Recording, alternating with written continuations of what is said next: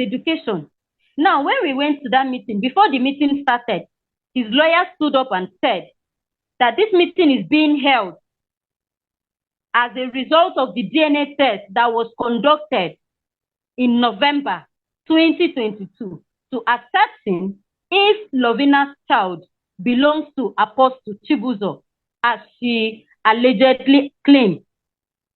And that the results came in, and that the results said it is positive that he is the father.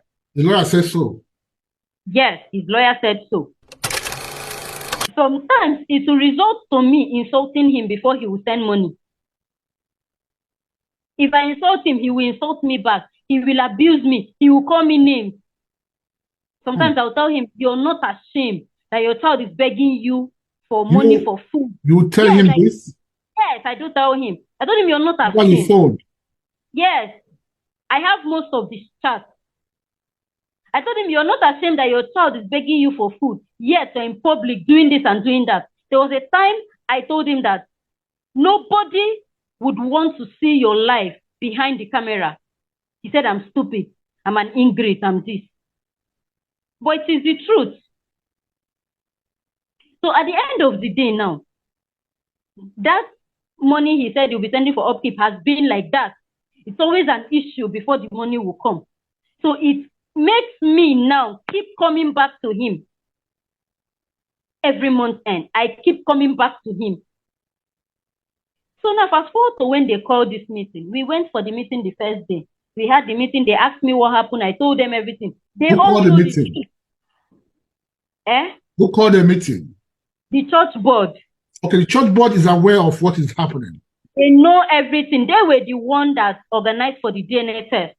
Can you mention? Can you mention any of the church board you know? Sobas, Matt Ofer, Matt Ofer. Matt Ofer. Mr. Matt Ofer. Yes, Mr. Matt Ofer, Mr. Sobas, Oloko. I think I will send you their name. I think I have their name because they all sent their name to my lawyer. Okay, good. So I have their name. Yes. There were about 7 of them or 6 of them in that meeting. I went with my grandfather and my lawyer. So they asked me, after everything in the meeting, they now asked me, so what do you want? I said, this is what I want. A non-rented accommodation for the child. Because I do not want to always come back yearly asking Apostle to come and pay rent for the child.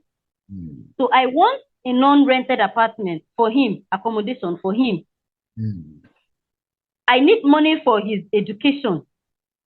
Probably I would go and open a bank account on his name. The money should be put there. So he doesn't feel like he's giving me the money. So then I asked me, what do you want? That was what she said before the meeting started. So I now told them what I want. They should put the money in his account for his education and then also put some money for his upkeep. They are all fathers and grandparents, so they know what it takes to raise a child. And that I can also ask for money to start up, to put in my business. Because I locked that shop up for a long time and I've missed a good part of the shop rent. And I need to meet up. And I will need money to add to it. So that if this is done, I will just go my way, live my life, never to come back to Apostle. If my child grows up and want to look for his father, he's a man, which I will not stop him. They said, okay, they have heard me. They rescheduled the meeting till the next week. How old are you? How old are you? I'm 25 now. You're very smart. You're very, very smart.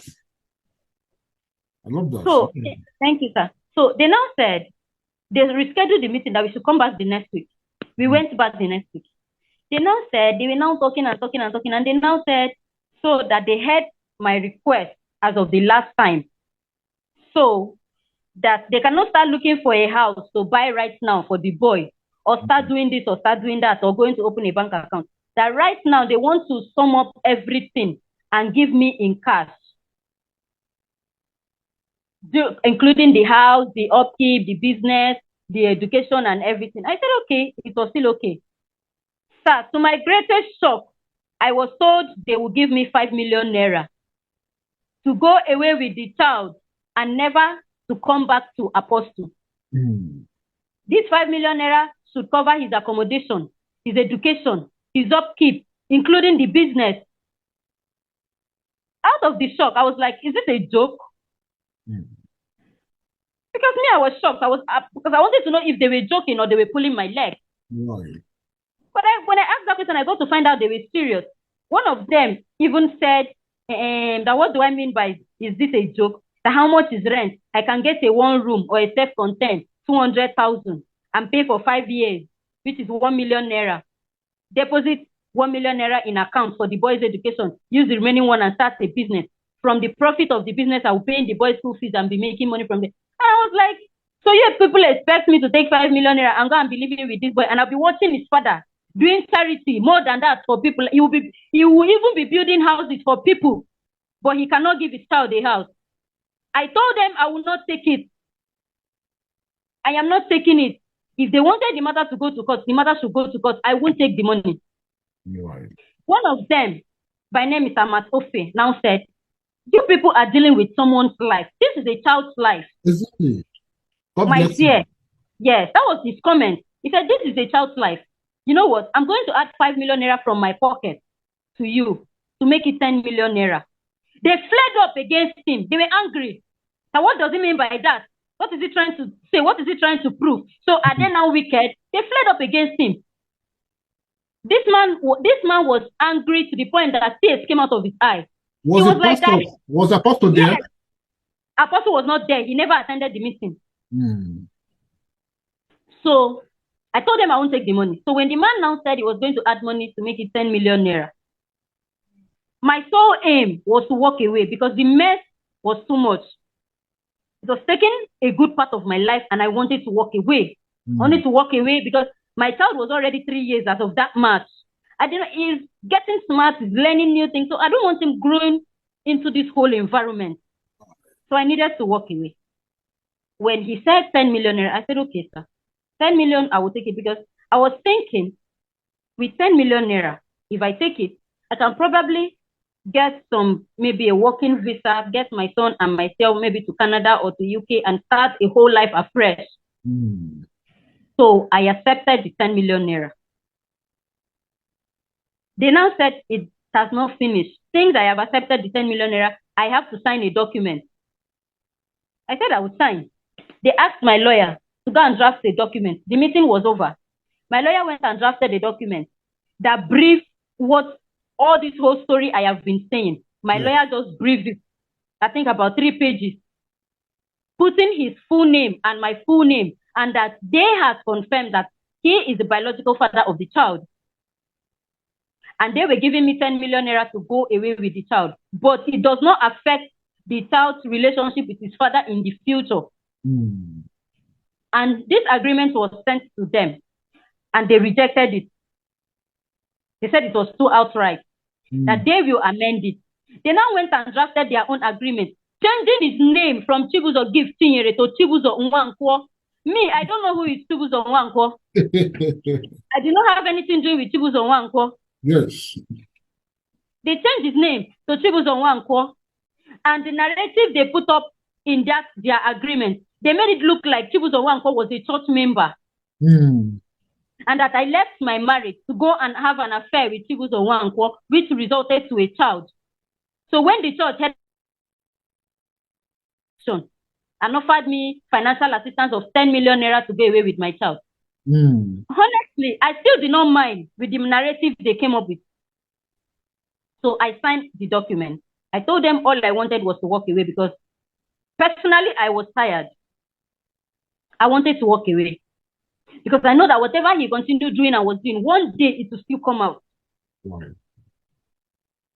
I signed the document. And then I requested for one thing. I said, this document I am signing, I need a copy of it.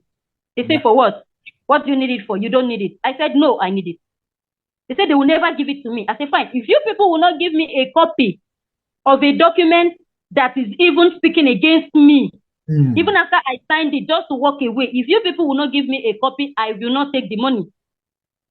You people can keep the money. And I did not take that money. And that was the end of that issue. When I came back, I thought of ways to do. I thought of what to do. I told my lawyer we need to go to court. Take the matter to court. My lawyer said I should pay. My lawyer drafted an agreement to send to court. But he said I should pay 100,000 for filing fee. I said, sir, I don't get 100,000 to pay. He kind of made it mandatory. I have to pay before we go to court. So I left him aside. That was when I had to contact Dr. Charles. I sent him a DM on Facebook explaining my plight. So he reached out. I was like, send me evidence, which I did. He asked for my contacts and called me. I told him everything. He said, I will get back to you in the morning. He reached out to Apostle, and Apostle accepted to everything Mr. Charles said. How do you know Apostle accepted? Because this is what Mr. Charles said. Okay. After Apostle, before this whole meeting, Apostle had blocked me on WhatsApp. Dr. Charles who? Dr. Charles Anwuze. Okay. So before this whole meeting of 18, after the DNA test, Apostle had blocked me on WhatsApp. Okay. So when I found out he blocked me, what was I doing with his contact? I also blocked him. So when Mr. Charles reached out and said he has reached out to Apostle and that he is surprised that he is even accepting it, that he accepted the child as his own, this one and everything, but that he wants Apostle to call me because he wants to come in, that he wants to create peace where the child can have both parents. Beautiful. Because the child is innocent. I say, thank you, sir. This is what I've always wanted. I've always wanted my child to have his father. No matter what Apostle has done to me, I will not block the child from having him or having access to him. He said, okay, he will reach out to Apostle for Apostle to call me. Apostle refused to call me. So Mr. Charles put up a conference call between me and Apostle and him. He showed up. And him, yes. So the three of us. So we talked. In that meeting, conference call, Apostle continued saying that, okay, since I did not take the 10 million naira, he will continue with the 200,000. I told him, no, the 200,000, the money that comes to us is 100,000. The other 100,000 goes for bills, and you are aware. And this money was actually because, according to you, you were not sure if the child was your own. So at least now that the DNA test has been done and confirmed, things should change. He said he doesn't have money. He cannot change anything. He can only be paying 200,000. I told him I won't take that. He kept saying it, but that we should do the 200,000. So after some time, he can increase it. So Mr. Charles was like, okay, if this is what he's saying, let us give him 2-3 months to see what he will come out with. Let's just follow him with the 200K. I said, fine, no problem. Do you know that that same month, by the end of the month, it even took Mr. Charles to call him before that money was sent. That money was finally sent on the 7th or 8th of the next month after that month ended. It took Mr. Charles again to come into the matter before the money was sent. So at that point, money was sent to the account or Dr. Charles' account? It was sent to my account. Okay. And you have the statement of account, if you can see that. Yes. So by this time, when it happened again, even when Dr. Charles was involved, I made up my mind that the attention I needed him to give to the child, I did not want it anymore. Settling for this monthly upkeep, I did not want it anymore because the monthly upkeep will keep taking me back to him. Even if I decide to delete his number and move on with my life, at the end of the day, just because I need upkeep for my child, I will still have to reach out to him. So I accepted the fact that he was not interested in being in the child's life.